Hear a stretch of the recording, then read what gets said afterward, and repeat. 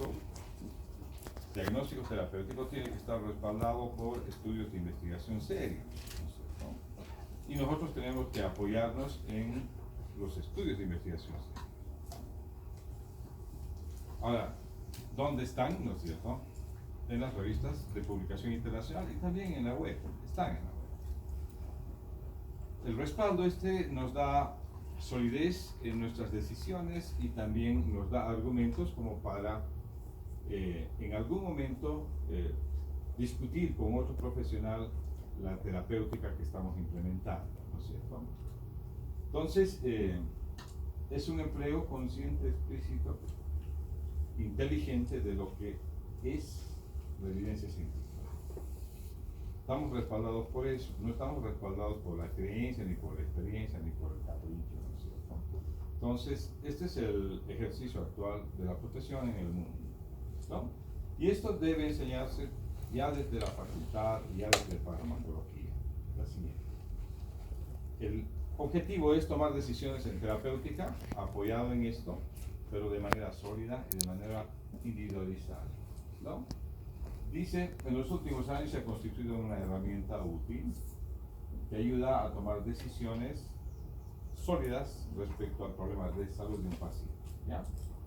¿Dónde se originó esto? En una universidad de McMaster en Canadá, donde ellos propusieron este concepto. La siguiente. Fíjase, este incremento del conocimiento médico es exponencial. Es decir, hay mucha información al respecto en lo que se llama la actividad científica. Fíjate, hay más o menos 3.000 artículos nuevos que salen por día en el ámbito médico, ¿ya? Si tú entras a Medline vas a ver que más o menos 1.000 artículos por mes salen en cuanto a farmacología. ¿Listo? Y estudios o ensayos clínicos serios, que son la evidencia sólida, más sólida en la que nosotros nos apoyamos, más o menos salen 46. Entonces, estamos viviendo un mundo donde la investigación avanza a pasos gigantescos y a veces no es fácil estar, ¿no es cierto?, pendiente de cuánta información hay, pero lo que sí debemos saber nosotros es dónde buscarla para apoyar nuestra terapéutica o nuestra decisión terapéutica. La siguiente. ¿Listo? Entonces, nosotros cuando ejercemos la profesión vemos pacientes. Trabajamos, algunos en forma privada, otros trabajamos en privada, a nivel del hospital, estamos a cargo de servicios y recibimos consulta tanto hospitalaria como en consultorio y también atendemos emergencias. En todo este bagaje anterior de actividad, nosotros vemos pacientes, ¿listo? Entonces, cuando tú vas a apoyar o quieres consultar respecto al caso de un paciente en particular, lo que tienes que ver tú es el contexto de tu paciente, y cuando vas a buscar la información hay que elaborar una pregunta, hay que saber cómo formularla. ¿Para qué? Para que cuando entres a un sitio determinado te conduzca hacia la respuesta que tú quieres obtener. Entonces, la elaboración de la pregunta a veces es clave para que la búsqueda sea fructífera. ¿Listo? Luego, saber dónde buscar la mejor evidencia para responder es otro desafío cuando uno hace farmacoterapia basada en evidencia, ¿no? Una vez que has encontrado la mejor evidencia, evaluar esta, luego aplicarla y luego ver cómo te ha ido con esta terapéutica que has respaldado en esta herramienta. ¿Listo? La siguiente. Miren, entonces haces una pregunta respecto a un caso, luego el paso 2 es, o sea, primero tienes un problema con un paciente, luego esto lo vuelves en una pregunta, haces una búsqueda en sitios que te voy a dar más o menos como pauta ahora. Luego, una vez que encontramos, van a aparecer muchos artículos seguramente, y tú vas a seleccionar y obtener la información que estás buscando, luego la analizas críticamente y finalmente tomas decisiones, ¿estamos? O decides hacer la terapia, la siguiente. Mira, entonces en la práctica de búsqueda de información hay 5 pasos. ¿Vale? Entonces, uno, toda la, sí, todo lo que es el paciente, sus problemas y su diagnóstico, lo conviertes en la necesidad de formular una pregunta, ¿no es cierto? Es decir, por ejemplo, yo tengo un paciente hipertenso que tiene ya un problema renal. Entonces, la terapéutica establecida no está resolviendo su problema porque cada vez está más afectado en su función renal. Entonces, quizás yo quiero buscar una mejor alternativa para ese paciente, ¿no ves? Entonces, ¿qué tengo que hacer? Empezar a elaborar una pregunta para buscar, ¿no ve?, información al respecto. Entonces, quizás deberé de hacer una pregunta que diga, en pacientes, ¿no?, con una terapia, por ejemplo, con un inhibidor de la enzima convertidora, que empiezan a tener daño renal, ¿qué alternativas terapéuticas tengo cuando este daño está todavía en progresión? ¿Me entienden? Eso es una pregunta. Entonces, ya estoy formulando de una manera específica una pregunta que me va a dar una respuesta que estoy buscando en muchos artículos, ¿no es cierto? Entonces, esto es clave para dirigir bien, ¿no es cierto?, al sitio donde quiero encontrar la respuesta. Entonces, fíjate, hay un formato que se llama PICO, ¿listo? Esto es para hacer una pregunta, ¿vamos? Esto te permite, este formato PICO, te permite hacer una pregunta clave, en términos claros y que te lleve a un sitio preciso, ¿ya?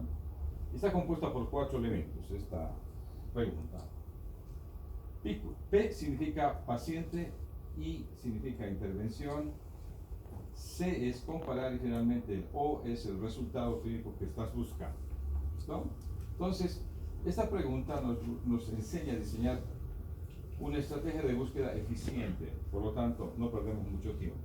¿Vamos? A la pregunta, la respuesta, más o menos así.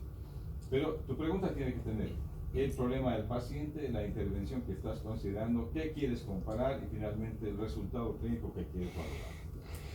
¿No es cierto? Paciente con insuficiencia renal que tiene tratamiento con IECAS, ¿qué alternativas terapéuticas tengo cuando quiero iniciar una nueva terapéutica con otro antihipertensivo, por ejemplo? Más o menos así.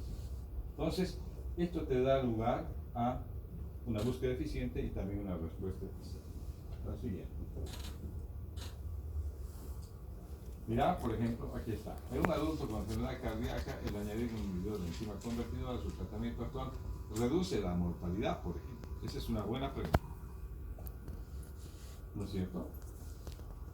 Entonces, esta es la forma correcta. Y cuando tú introduces esta pregunta, obviamente todo lo que está dirigido hacia responder a esto aparece. La siguiente.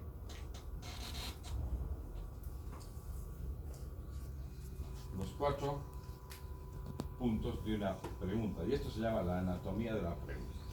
¿Listo? Otra vez. Debe incluir el problema del paciente, la intervención que quieres considerar, la comparación, qué quieres comparar con qué, y finalmente, qué quieres hablar de morbilidad, quieres hablar de mortalidad, quieres hablar de mejoría clínica, quieres hablar de tiempo de tratamiento, quieres hablar de complicaciones en la terapéutica, en fin. Ese es el resultado clínico que tú estás buscando. ¿Está claro esto? Ya, siguiente. El segundo aspecto es cómo se buscan las mejores evidencias para contestar esta pregunta, ¿no es cierto? ¿Ya? Es necesario una estrategia de búsqueda y cuando más o menos estamos habituados, no tardamos más de 15 minutos en llegar a la respuesta. Los que tienen más habilidad para hacerlo lo hacen en menos de un minuto, es decir, llegar al sitio donde está la información, ¿no? Ahora, sobre todo nosotros nos basamos en esto, en revisiones sistemáticas. ¿Ya? Hay bases de datos, hay sitios web donde está esta medicina basada en evidencias, ¿no? Entonces, ahí es donde existe gran cantidad de artículos que responden a tu inquietud. ¿Vamos?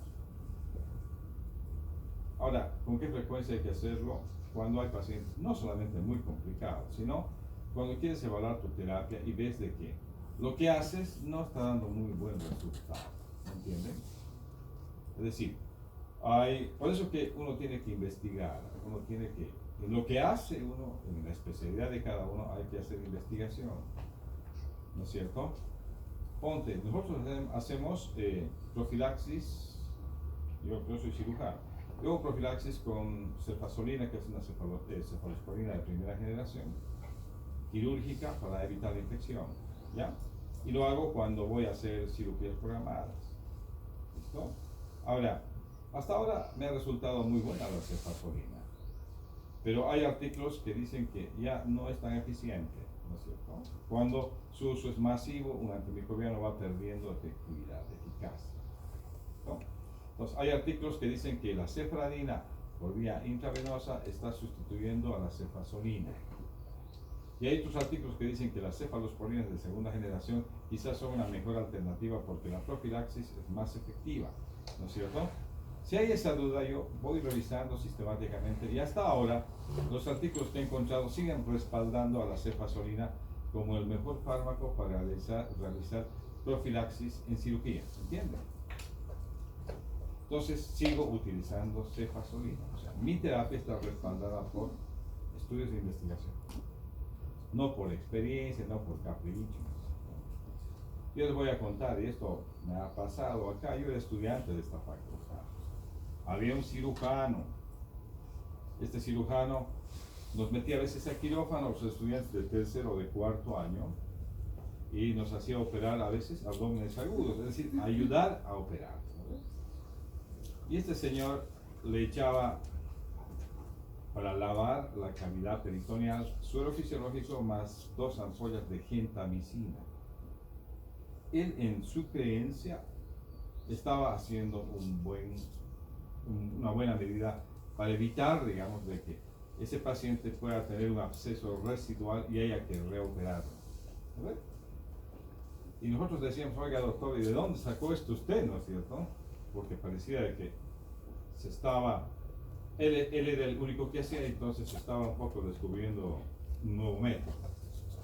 Y él decía, no, a mí se me ocurrió un día de que si le echo un antimicrobiano al líquido peritoneal junto con suero fisiológico y lavo bien, por ahí reintervengo menos y por ahí hay menos abscesos. Porque un grave problema de la peritonitis es que uno tiene que operar una vez y a veces hasta 2 o 3 veces cuando no hay un tratamiento eficaz. Mira, nunca he encontrado algo que respalde esto. Él lo hacía simplemente porque se le ocurrió. Entonces, jamás debemos actuar de esa manera. ¿Saben qué? Y es más, la gentamicina es un aminoglucósido que tiene gran potencial oto y nefrotóxico. O sea, es ototóxico y es nefrotóxico. Entonces, ¿qué estaba produciendo este señor? Además de no cumplir el objetivo que él buscaba, que era disminuir el absceso residual, quizás estaba buscando producir en el paciente ototoxicidad o nefrotoxicidad, porque al aplicar al peritoneo, el peritoneo es una gran superficie absorbente y obviamente la gentamicina tiene efecto sistémico y tiene efecto tóxico, ¿no es cierto? Entonces, esta conducta era totalmente fuera de lo que es el ejercicio de la profesión, ¿no? Pero lo hacía, ¿por qué? Por capricho. Entonces, yo digo, este es un ejemplo quizás extremo al que no debemos llegar nunca, ¿no es cierto? Un día a los residentes del gastro se les ocurrió decir, por ejemplo, la claritromicina es un fármaco muy eficiente en el manejo del Helicobacter pylori, ¿no? Erradica el Helicobacter pylori porque es un pilar importante en la terapéutica antimicrobiana. Bien, dijeron, pero la citromicina es una pariente muy cercana y además se dosifica en menos veces al día. ¿Qué tal si hacemos un trabajito para comparar? Muy bien, vienen y me preguntan, me dicen, ¿usted puede ser nuestro tutor? Les digo, obviamente buscarla, te digo, frecuentemente, ¿ya? Y es estos sitios que es donde hay revisiones sistemáticas, donde existe esta evidencia y hay que acudir a ellos, ¿ya? Entonces, es rápida, es eficiente, sobre todo estas revisiones, y obviamente te da el trabajo que han hecho otros en centros de investigación mucho más grandes que los que tenemos acá. Así que, ¿ya? Entonces, tu estrategia de búsqueda tiene que estar dirigida a base de datos correcta, ¿ya? Hay algunos comodines, digamos, u operadores que te ayudan a mejorar tu búsqueda, pero tú entras a base de datos correcta, que son las revisiones sistemáticas, y también a artículos científicos, como los que están publicados en Medline, por ejemplo, donde hay bastantes trabajos de lo que tú quieres obtener información, o de los que tú quieres o buscas información, ¿ya? Y esto también hay base de datos donde hay revisiones sistemáticas, donde tú puedes encontrar la pregunta y la respuesta que estás buscando. La siguiente. Luego hay que evaluar críticamente. No todo lo que está escrito a veces se entiende y a veces hay revisiones que te dicen más o menos, ¿no? Hay cierta posibilidad. Y hay estudios que te dicen no, o te niegan. Entonces hay que evaluar críticamente, ¿ya? Lo que has encontrado. ¿Está? Ahora, ¿hay un programa que te ayuda a evaluar la evidencia? Sí, fíjate, este sitio, Redscape, es de gran utilidad porque más o menos te da una verdadera estimación de la eficacia. O sea, te ayuda a comprender si ese estudio ha demostrado eficacia o no, digamos, o efectividad o no, o si ese fármaco es o no efectivo para lo que tú estás queriendo aplicar. ¿No? En español es ASPE, ¿ya? Así bien. Entonces, ¿cuáles son los grados de evidencia en los que nosotros nos basamos? Fíjate, el 1A es la más fuerte, es el más fuerte a nivel de evidencia, si ustedes quieren, es un metaanálisis y son pruebas aleatorias y controladas. Es grado de evidencia 1A, la más fuerte, ¿no? Respaldada desde el punto de vista científico. Esta es la evidencia más sólida. Luego está la evidencia 1B, que es obtenida en estudios aleatorios y controlados. ¿Ya? La 2A, la 2B, fíjate, la 2A es un estudio bien diseñado, sin randomización, y la 2B son estudios casi experimentales. La 3 son estudios no experimentales, ¿ya? Pueden ser descriptivos, comparativos, ¿no? de correlación, etc. Y finalmente la evidencia más débil es la cuarta, que son los comités de expertos, autoridades, digamos, en algún tema, y quizás acuerdos, ¿no? de servicios en el hospital para hacer guías terapéuticas. Es la menos sólida, la siguiente.